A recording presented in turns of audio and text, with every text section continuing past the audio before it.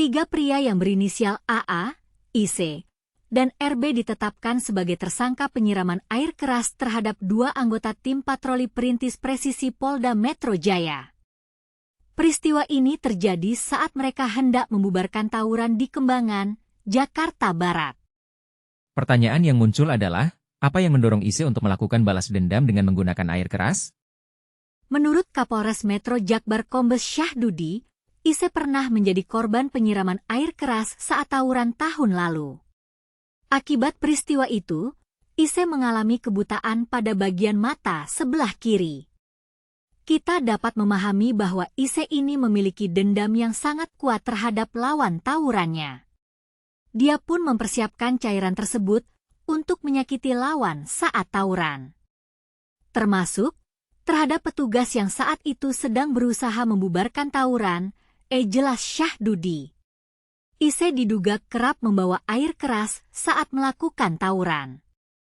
Kemungkinan ia selalu bawa air keras, karena ketika kemarin kita dapatnya juga yang bersangkutan juga sedang membawa air keras dan sudah menyiram ke petugas, tutup Syahdudi. RB, salah satu tersangka lainnya, mendapat air keras tersebut dari toko kimia langganan bengkel tempatnya bekerja. Namun ternyata RB memakai cairan asam klorida, HCl, tersebut untuk tawuran. Sumber ataupun asal daripada air keras ini, salah satu tersangka atas nama RB ini bekerja sebagai petugas bengkel body repair kendaraan bermotor yang biasa melakukan kegiatan krom kendaraan mobil atau motor, kata Syahdudi. RB memahami bahan-bahan kimia dari bengkel tersebut. Syahdudi mengatakan toko kimia menjual HCl ke RB karena mengetahui pekerjaannya di bengkel motor. Sehingga yang bersangkutan cukup paham dengan bahan-bahan kimia sejenis air keras ataupun asam sulfat ataupun HCl. Ketika mungkin toko kimia itu yang beli adalah orang bengkel, mungkin tidak ada pikiran sama sekali kalau itu akan digunakan untuk melakukan aksi kejahatan, jelas Syahdudi. Pihak kepolisian akan proaktif melakukan imbauan terkait keamanan dan ketertiban masyarakat untuk pemilik toko kimia. Diharapkan pemilik toko kimia lebih selektif memperjualbelikan barang dagangannya agar tak disalahgunakan.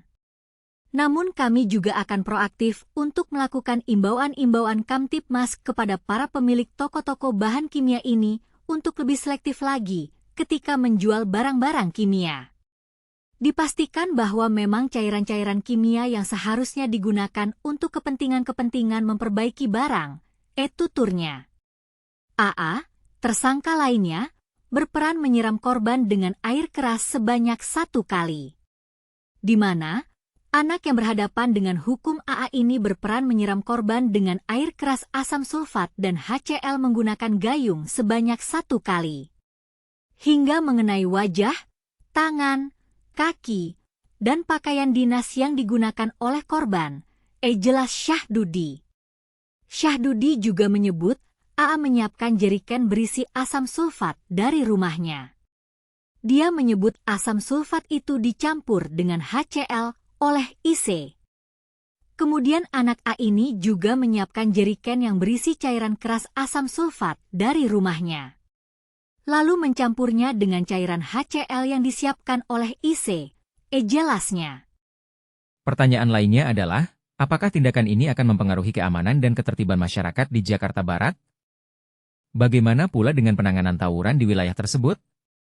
Dalam hal ini, perlu diingat bahwa tawuran telah menjadi salah satu masalah sosial yang cukup kompleks di Indonesia. Perlu adanya kesadaran dan partisipasi dari semua pihak untuk mengatasi masalah ini. Dengan demikian, kita dapat memahami bahwa tindakan 3 tersangka ini tidak hanya berdampak pada korban tetapi juga pada keamanan dan ketertiban masyarakat. Oleh karena itu, perlu adanya upaya yang lebih keras untuk mengatasi masalah tawuran dan menjaga keamanan masyarakat.